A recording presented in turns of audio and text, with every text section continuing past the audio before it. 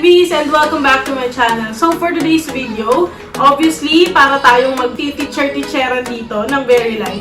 Before anything else, gusto ko lang pong mag-thank you sa lahat ng nanood, nag-like, nag-subscribe, nag-share, at nag-comment doon po sa ating first vlog, ating po surprise para sa aking parents. Sobrang overwhelming nun. Talagang ilang araw akong natutulala sa mga nare-receive ko na messages, mga hindi ko po kilala ang mga nagtanong at mga nag-congratulate. May mga nagtanong kung paano mo nagawa yun, anong ginawa mo, saan nagsimula, paano ka naging online seller, anong tinitinda mo. I-discuss natin ay yung pinangako ko sa inyo na backstory ng Necklace Beauty. Konting kwento ni Necklace Beauty pero more on yung mga pwede kong i-share sa inyo sa kung paano ko na-motivate yung sarili ko at kung paano ako tinulungan ni Dada na matutong maging positive thinker. Yun kasi naging problema ko. Medyo pessimistic ako dati. Nag-struggle akong maging optimistic. Ayun yung malaking parte ni Dada. Bukod sa partnership na to. Siya yung nagturo sa akin na magkaganyan mag-isip. Ito isaksak mo sa isip mo. So ito yun. Ito yung i-discuss natin na yun. So anyway, mulan na po natin. So ito pong kwento na to ay tungkol sa 2,700 na puhunan na naging milyon. Hindi, lagi akong kinikilabutan no, pag binabanggit ko yung milyon, pero talaga pong nangyari. Simula po ito sa mahabang kwento hanggang sa kailangan kong mangutang sa mama ko ng pampuhunan. Nagtaytay kami, doon po ako nagsimula. Maraming tindera ng damit na nagsimula sa taytay. Dahil dyan po mura, dyan maraming options. Punta kami taytay, noong panahon na yun si Dada, driver siya ng Grab. Bago yan maging driver ng Grab at bago ako maging tindera ng damit, parehas po kaming chef, naging consultant, naging restaurant owners. Magagandang posisyon, masasarap pakinggan, pero wala po kaming pera. Lowest point ng buhay, naghanap ng hanap buhay. Umutang ako kay Airmats ng 5K. Ngayon, hindi inabot ng 5K yung puhunan kinailangan ko. 2,600 something. Sabihin na natin 2,700. Yung halaga ng una namin binili sa Taytay. Ngayon, medyo mahilig, hindi naman medyo, talagang mahilig ako sa damit. At noon pa man, malakas na yung loob kong magsuot ng mga pang-sexy na damit kahit plus size ako. Yan yung isang naging magic ng Necklace Beauty. Siguro yung hilig ko talaga sa pagsusuot at pagporma, yung mga damit-damit ng plus size. So, ayun na nga. So, nagtaytay kami. Dahil wala pa kang pera, walang-wala kami nun. Nagkadalugi-lugi kami. Maraming pinagdaanan. Bili kami damit, isang pirasong ganito, isang pirasong ganyan. Benta, picture, photoshoot, tsaga-tsaga, picture. Puyat ka, kaka-reply, tas wala namang bibili. Kasi, sino magtitiwala sa'yo? Wala ka pang buyer eh. So, madali ka pang madadown. Yun yung mga panahon na nahihirapan ako talaga. Kasi ang thinking ko, hindi ko kaya, dami ng online seller. Hindi ko kayang labanan tong mga to. Ang dami nila at ang gaganda ng tinda nila, may puhunan sila. Alam mo yon, parang ang dali kong dinown yung sarili ko. Kakaisip ko ng mga hindi maganda. So ito, nabenta, 1 week. Naubos. Balik ulit ng Taytay, bili na naman. Hanggang sa umingikot na yung puhunan, gumaganda na. Yung dating wala akong pera, nangutang ako ng 2,700 kay mama. Naging 4K, naging 8K, hanggang sa sumisikat ng unti-unti si Necklace Beauty. I wouldn't say naging famous. It's just that nagugulat kami na marami nang bumibili at nagtitiwala. Sabi nila, the reason why hanggang ngayon 5-star ang ratings ni Necklace Beauty sa Facebook, it is because of the customer service more than just the items. Ayan na. Umiikot na yung puhunan. Si Dada nga, nagdadrive siya nun. Hanggang sa, hindi ko na kaya. Sabi ko, ang dami ng customer. Hindi ko kayang isa-isang mag-explain sa kanila. Sasabihan ko na, delayed po, hindi ko po kasi kayang mag-isa eh. Kasi hindi naman kasalanan ng customer na hindi mo kayang mag-isa. So baka kailangan mo na ng assistant. Ayan na, sabi ko, baka pwede mo kong tulungan. Ikaw ang magpa-ship, ikaw ang kasama ko magtaytay, tapos wag ka muna Grab. Okay naman. Ang ganda ng partnership talaga. Nagtulungan kami. Ang laki ng parte na nawala sa trabaho ko kasi siya ang nag-ship, nag-inventory, siya ang nagka-quality check ng tahe, ganyan, nagbabalot. Yun kasi ginagawa ko lahat yun eh. Tapos address, kausap, reply. Yun yung napunta sa akin. Ako nagpo-photoshoot, ako nagpo-post, ako nagre-reply sa mga customers. Yan ang trabaho ko. Tapos si Dada, yun ang trabaho naman niya. So, gumanda yung partnership hanggang sa Isang araw, nagulat kami, nag-live selling kami, at umabot ng 100,000 plus yung sales namin. Doon kami nagulantang. Sabi ko, ay grabe. 4 months lang ata Necklace Beauty nun. Sabi ko, 100k yung sales natin. Bago natin tumakuha sa restaurant natin, ilang empleyado kailangan nating pasweldohin. Tapos eto, nasa bahay tayo, kaya natin itong kitain. Nagtuloy-tuloy na po kami. Hindi siya naging sobrang swabe. Maraming na-delay. Ito yung ginawa namin. Hindi siya ganun ka-smooth. Kasi nga, parehas kaming zero knowledge sa online selling eh. So, inaaral pa lang namin. Sabi ko, alam mo yun, ang bilis kong ma-down. Ang bilis kong mawalan ng kumpiyansa sa sarili ko. Si Dada yung, ano ka ba? Huwag mo nga isipin yan. Huwag mo nga kasing tignan yung mga post nila. Ganyan. So, ginawa ko, in-unfollow ko yung mga page na pina-follow ko dati.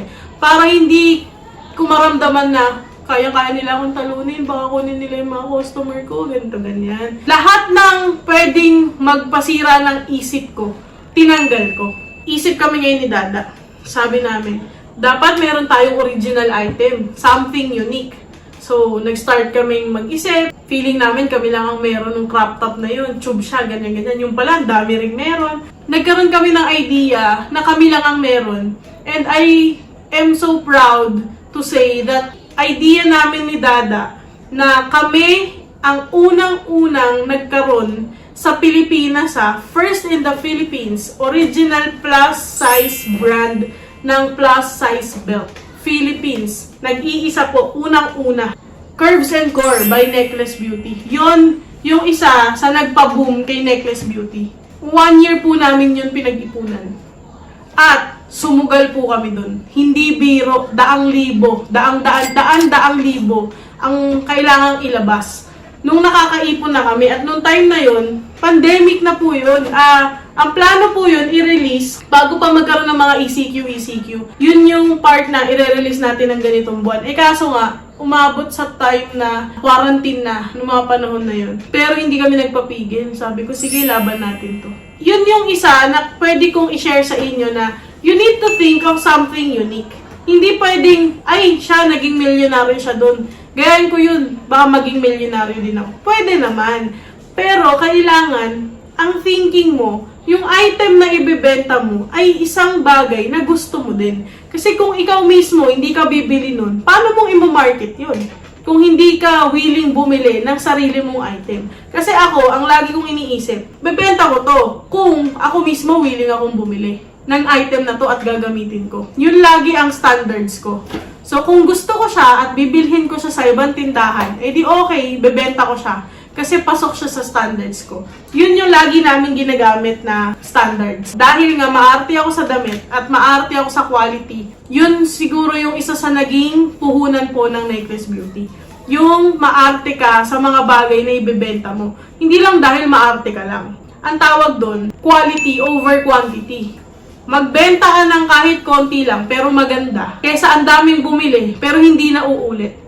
Ang target namin lagi, repeat customers. Gusto namin yung bumili nung una, bibili ulit siya kasi nagandahan siya eh. Which, yun po ang nangyari. Meron kaming mga customers ngayon. Mula nung wala pang 1,000 likes ang page namin, hanggang ngayon buyers pa rin namin. Ang lala, sabi ko, grabe yung suporta na itong mga to. Hindi siya basta suporta lang. Inasabi talaga nila sa amin na iba yung confidence na dala ng Necklace Beauty sa amin. Ito yung naidulot ng mga damit nyo sa amin. Ako bilang plus size, yung struggle ng paghahanap ng damit. Grabe yun. Para makuha mo yung ganong review from your co-plus size sisters, it's rewarding. Yun yung nararamdaman namin. Kada may makukuha kaming ganong review. So, para sa akin, quality, yan yung unang-unang kailangan yung i-consider bago po kayo mag-open ng online shop. Yan yung isa. Ngayon, paano naging milyon?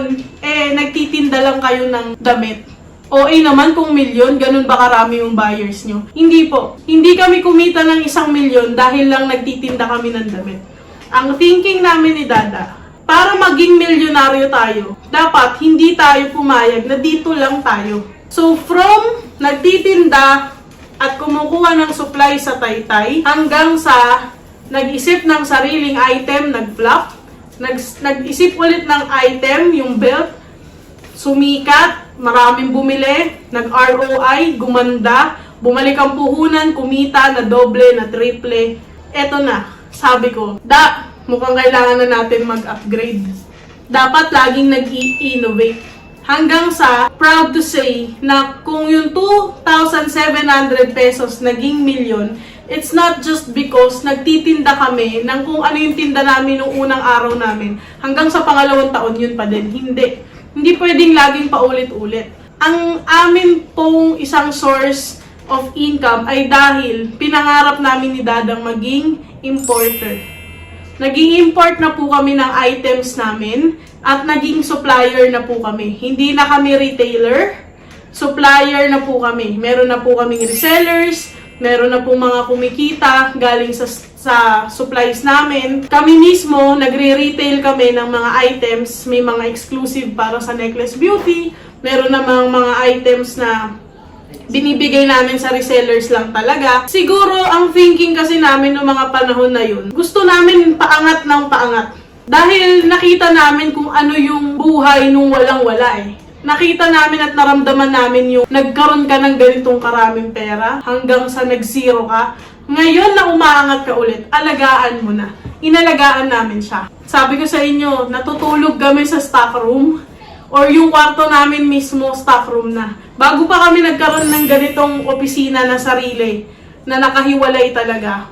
Ang opisina namin, kwarto. Maliit na kwarto. Pagising mo, ang katabi mo, pouch ng LBC, JNT, kasi magpapaship ka na pagising mo. Minsan, aabutin ka pa ng hindi ka na hindi ka na nakaligo, nakatulugan mo na yung ginagawa mo. Kasi talaga pong time-consuming ang online selling. Hindi yan yung parang, ang sarap mag-online seller, sa bahay ka lang, di ka aalis. Hindi siya ganun kadali. Aabutin mo yung period na yun, pero hindi sa umpisa. Sa umpisa lahat ng struggles, pagpasalamatan nyo, nadadaanan nyo. Why? Kasi pag nadaanan nyo na yun, you would appreciate pagka umabot na kayo sa point na may mga tao na nagtatrabaho para sa inyo.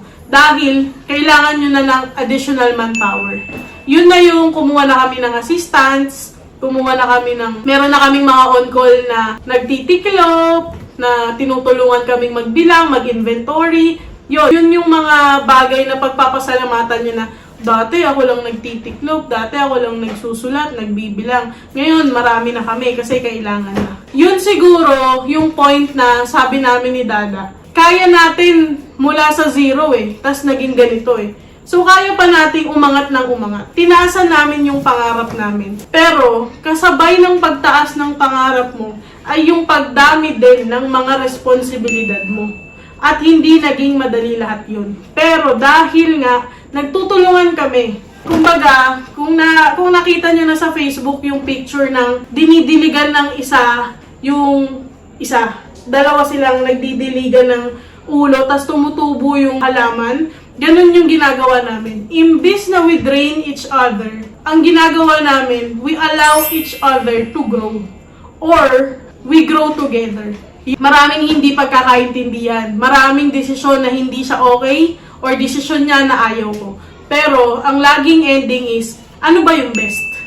What's the best decision for the business? Ano ba yung best decision para masatisfy yung mga customers? Ano ba yung best decision para maalagaan natin yung staff? Hindi ko masasabi na hindi kami kumpanya na malaki. Hindi pa ganon. Wala pa kaming ganong level. Pero, ang isang pinagpapasalamat namin siguro ay dahil lumalawak kami, may mga natutulungan kami na tao. At itong mga tao na to, hindi sila nagtatrabaho lang para sa amin. We call them assets. Pag sinabi mong asset, pinagkakakitaan mo sila. Nagiging source sila ng income mo. Hindi sila gastos lang. Hindi sila liability lang. Why? Kasi mas gumanda yung customer service nung nadagdagan kami.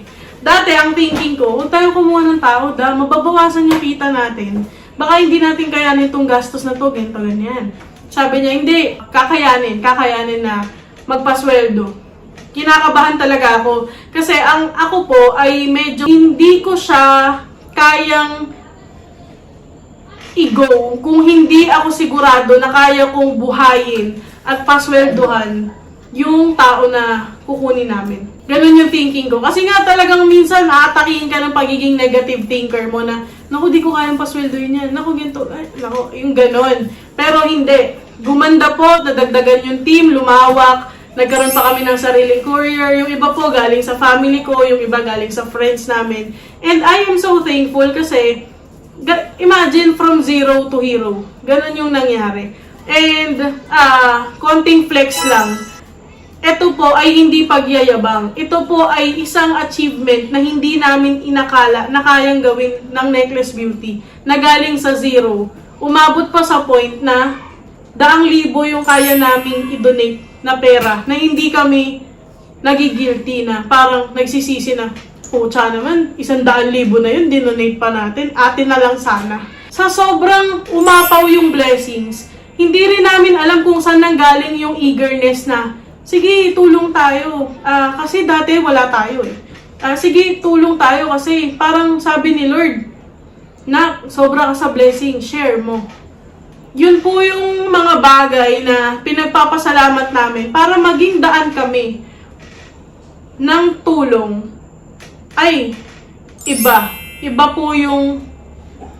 Iba yung saya na kaya niyang ibigay sa amin. Iba yung energy na na-add niya po sa amin na parang mas pinupush namin yung trabaho. Hindi din madali eh. Hindi siya madali na minsan hindi talaga kami umuwi sa bahay para matapos yung trabaho. Kasi ako, hindi perfect yung service namin dito. Yung bang, kumbaga hindi perfect yung sistema. Pero hanggat maaari, ayaw talaga nang nadidelay. Ayoko nang nadidelay sa customer kasi ako mismo ang customer. Ayoko nang dinidelay ako ng binibilhan ko. Although, kaya kong intindihin kasi online seller ako eh. So, pag nag-explain sa akin yung binilhan ko na, ma'am, na-delay lang po sa shipping kasi ganito. May intindihan ko yun. Pero paano yung iba na hindi naman nila alam yung sistema ng online selling at gaano kahirap? Paano nilang maiintindihan na pinagbayad mo ako ng maaga tapos hindi mo ship agad yung item ko? 'Di ba? Hindi siya madaling paliwanagan. Hindi rin dapat nang hanapan pa ng excuse kasi dapat gawan mo agad ng paraan yun. Kasi responsibilidad mo yun eh. Umorder sa'yo, pinagbayad mo, ipaship mo. Kaya ayaw ko nang nade-delay. Siguro, isa man yun sa dahilan ng kinaiinit ng ulo ko lagi. Isa rin yun sa dahilan kung bakit maraming nagmamahal kay Necklace Beauty. It is because we try to ship out items on time. We try our best to do that. Isa yon sa asset ni Necklace Beauty. Usapang ipon tayo. May nagtanong po sa akin, pagkabili mo ba ng lupa, may pera ka pa? Dapat meron. Huwag kang mag-all out.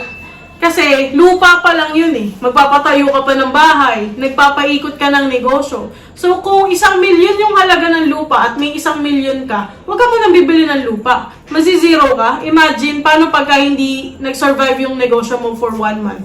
Dapat iniisip mo lagi yung for the next 3 months, may nakatabi ka na pera, pampaikot. Kasi you'll never know what could happen. Tulad ng pandemic, alam ba natin na mangyayari yun? Di ba ang daming negosyong nasira, na nagsara, daming taong nawalan ng trabaho. So, you'll never know. So, kami, ni Dada, ang thinking namin, gagastos lang tayo kung merong sobra. Merong sobra dun sa nakaset namin na ipon. So, kung magagalaw na yung savings, hindi na siya dapat gastusin. Kasi, kung gagalawin mo yun, sa hindi pa panahon para galawin, ibig sabihin, unnecessary pa yung gagastusin mo unless emergency. Learn to set your priorities. Isa yon sa mga bagay, siguro, na kaya naming sabihin na naging strength namin dalawa. Kasi, natuto kaming huwag gumastos sa mga bagay na hindi naman kailangan pagkagastosan. Isa yon. So, pag nakakaipon ka, mas marami kang ideas. Tsaka pag naiipon mo kasi yung pera at nakikita mo, nararamdaman mo na, ay, ito yung pinaghirapan namin. Ay, okay, ang laki na rin pala nung naipon. So, maaaring, ang choice mo ganito eh. Sa panahon na to, na may pambili ka na ng bahay at lupa, pwedeng wala kang pambili ng bahay at lupa, pero ang dami mong Jordan na sapatos. So, it's still your choice. Choice mo pa rin kung uunahin mo yung mga bagay na gusto mo or yung bagay na malaking pinangarap mo na makukuha mo kasi nagsakripisyo ka. Yun yung meron kami ni Dada ngayon. tahimik kami for a long time. Wala kaming sinasabi kahit kanino, walang nakakaalam. Not even my parents, not even Dada's parent. No, kung may ipon kami or wala. Hindi kami nagsasabi. Kahit kanino. Kasi, ang sa amin, hanggat di natin nare-reach yung goal, hanggat hindi to ganitong kalaki, hanggat hindi ito yung amount na nasa bank account natin, hindi tayo titigil magtrabaho. Kailangan mo lang magtiyaga, kailangan mong maghintay, at katulad ng sinabi ko sa previous vlog, number 1, kailangan mong magsipag, number 2, kailangan mong maniwala sa sarili mo, and number 3, lumayo ka sa mga taong hindi naniniwala sa'yo kasi hindi sila makakatulong. So, dalawa kasi yan yung makukuha mo galing sa customers mo. Compliments and criticisms. So, meron niyang pwepwestuhan sa pagkatao mo. Pipili ka na lang kung saan siya dapat. Yung compliments, yung magagandang bagay na narinig mo, yung masarap sa puso, masarap sa tenga, masarap basahin, ilagay mo sa puso mo. Because that will make you humble. Yun ang sabi nila. O kasi marami kaming, ay, yabang yan Wala Nandun talaga tayo na masasabi at masasabihan ka na. Pero okay lang. Basta isipin mo na yung mga compliments na nare-receive mo, ipasok mo sa puso mo yun kasi yun yung mga bagay na magpapaalala sa'yo na ito ka dati, ito ka na ngayon dahil nagsakripisyo ka. Huwag mong tanggalin yung parte na kailangan mong i-reward yung sarili mo dun sa mga sakripisyo mo. Try to remember all the hard things na pinagdaanan mo for you to be able to appreciate the good things you have in life. Yung compliments, masarap ilagay sa puso. Pero yung criticisms, wag dito. Dito mo lagay. Because that will help you develop kung ano yung mga pagkukulang mo sa sarili mo. At kami, ang lagi namin iniisip, we do not stop learning. Hindi pwede. Kasi sa negosyo na meron kami, laging may bago, laging may bagong lalabas, laging may mas magaling, laging may mas maganda. So, dapat ikaw, hindi ka nawawala doon. You have to evolve. You have to innovate. Kasi pag hindi mo ginawa yan, maniwala ka sa akin, dadaanan ka na lang ng panahon at malalaos ka. So, kailangan, alam mo din sa sarili mo na hindi ka pwedeng masyadong kumpiyansa sa sarili mo na, di, bumibili naman sila Pwede bang isang buong taon ang tinda mo, isang item lang?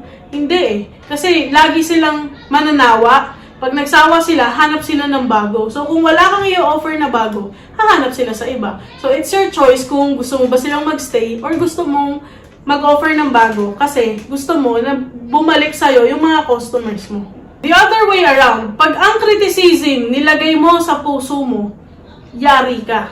Bakit? Kasi lagi kang magagalit. Yung criticism is dinamdam mo, feeling mo, lahat sila kaaway mo. Number 1, kahit nung nagsisimula pa lang kami na nagkanda utang-utang kami dahil nga wala kaming trabaho.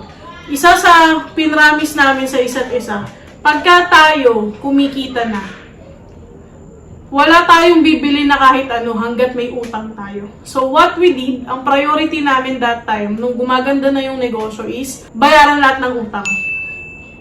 Only then we get to live the life we want. So walang magbabakasyon, walang bibili ng ganito, walang ganyan, hanggat may utang tayo. We need to be free of debt. Kasi kung may utang ka, parang alam mo yun, wala kang freedom. Kasi pwede, social media, mag-post ka ng konti, alam nang inutangan mo na may pera ka, di ka na ganun. So parang ako, ang toxic noon. Kaya sabi ko, hindi, dapat bayad utang tayo lahat. Para pagka okay na, wala na tayong utang, tsaka lang natin masasabi na, oh, ito, savings na pala natin to. Uy, ito, pera na pala natin to. That's number 1. Number 2, we had to prioritize the needs over the wants. So, medyo konektado din siya dun sa walang utang. Pero this one, kasi responsibilities na to. Kaya kami nakaipon kasi natuto kaming ang gastusin lang ay yung kailangan, hindi yung gusto. Okay? bills. Wala kang choice. Magbabayad ka Meralco, magbabayad ka ng upa, magbabayad ka ng sasakyan, magbabayad ka ng tubig, pagkain. Yung mga bagay na kailangan mo, yun lang muna ang pagkagastusan mo. Followed by delayed gratification. Yan ang naging magic ng partnership namin ni Dada. Hindi namin, ang naging thinking ganito. Just an example. Sabi namin, we have to discipline ourselves to delay our wants to be able to enjoy the greater things. So, ang naging example namin ni Dada, kunyari, kumita ng 10,000, iipunin o ibibili ng Jordan na sapatos? Your choice. So, kung bumili kami ng Jordan na shoes, may Jordan siya na shoes na nagdi-depreciate yung value. Pero wala kami nung pinambili niya ng sapatos na naipon sana para pambili ng bahay at lupa. So, ang naging comparison namin ganito. Bibili tayo ng makeup mo o bibili tayo ng bahay at lupa?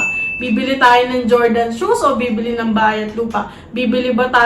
Pupunta ba tayo ng